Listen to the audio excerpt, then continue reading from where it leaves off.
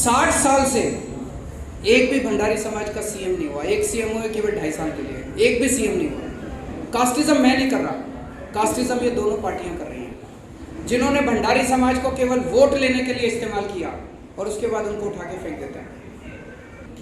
ये कांग्रेस और बीजेपी वाले समझते क्या अपने आप को? उनको क्या लगता है उनमें टैलेंट है, भंडारी समाज में टैलेंट नहीं है? आज भंडारी समाज ने गोवा के लिए क्या नहीं किया? हर क्षेत्र के अंदर भंडारी समाज ने अपना नाम रोशन किया, गोवा का नाम रोशन किया।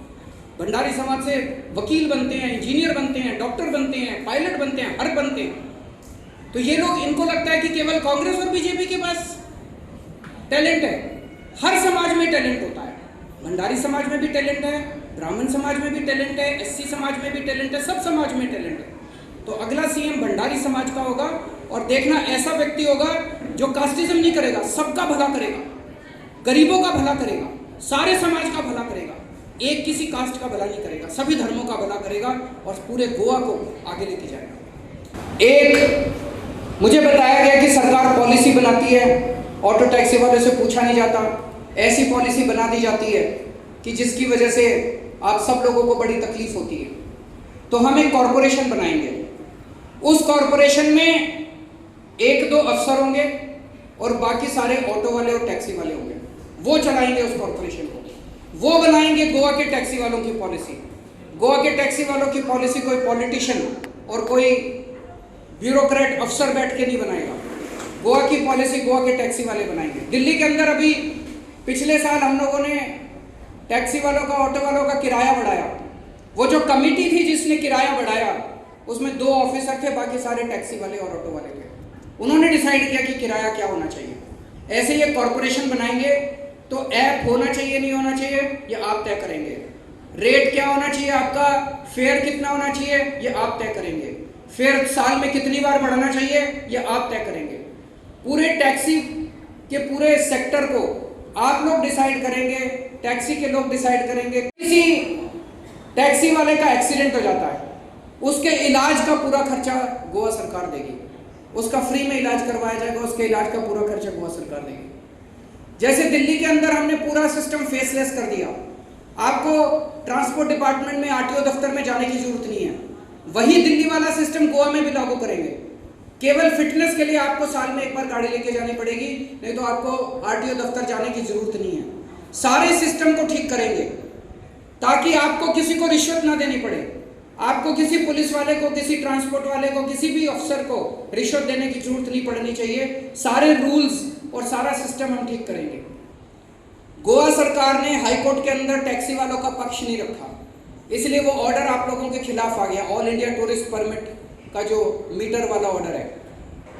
अमित जी ने जिम्मेदारी ली है, ये आपके गोवा के बहुत बड़े एडवोकेट हैं, तो उस हाईकोर्ट के ऑर्डर को हम सुप्रीम कोर्ट में चैलेंज करेंगे।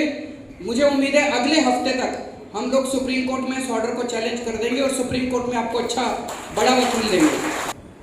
हमें यहाँ पे पॉलिटिशियन लोग टैक्सी माफिया बोलते हैं, हमारे को इंसल्ट किया जाता है, हमारे से बिना पूछे पॉलिसीज बना दी जाती हैं, हमारी ढेर सारी समस्याएं, हमारी कोई सुनवाई नहीं है सिस्टम के अंदर। ऐसे ही आज से 7 साल पहले दिल्ली में जब आम आदमी पार्टी की सरकार नहीं बनी थी, दिल्ली के ऑटो और टैक्सी वालों का भी यही हाल था।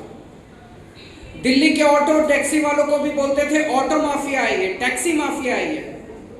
कोई उनके साथ, कोई पॉलिटिशियन ऑटो वालों के साथ खड़ा नहीं होना चाहता था, कोई पॉलिटिशियन टैक्सी वालों के साथ खड़ा नहीं होना चाहता था। उनको लगता था जनता नाराज हो जाएगी। एक दिन मैंने टैक्सी वालों की ऐसी मीटिंग बुलाई जैसे आज मैं आपके साथ मीटिंग कर रहा हूं।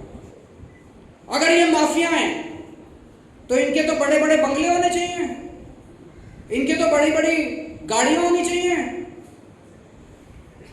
ये जितना भी आप कहते हो कि गड़बड़ करते हैं, सारी गड़बड़ करने के बाद भी बेचारा एक झुग्गी के अंदर रहता है, एक छोटा सा अपने परिवार को भी नहीं पाल सकता एक टैक्सी वाला। हमने ऑटो वालों के लिए बहुत कुछ किया, लेकिन जो सबसे बड़ा काम किया, हमने उनको इज्जत की जिंदगी दी है। आज दिल्ली की सारी जनता आज ऑटो वालों से प्यार करती है, कोई अब उनको माफिया नहीं बोलता। सारे ऑटो वाले मीटर से चलते हैं, सारे ऑटो वाले ईमानदारी से काम करते हैं, ईमानदारी से काम करना चाहते थे, सिस्टम उनको मजबूर करता था बेईमानी करने के लिए।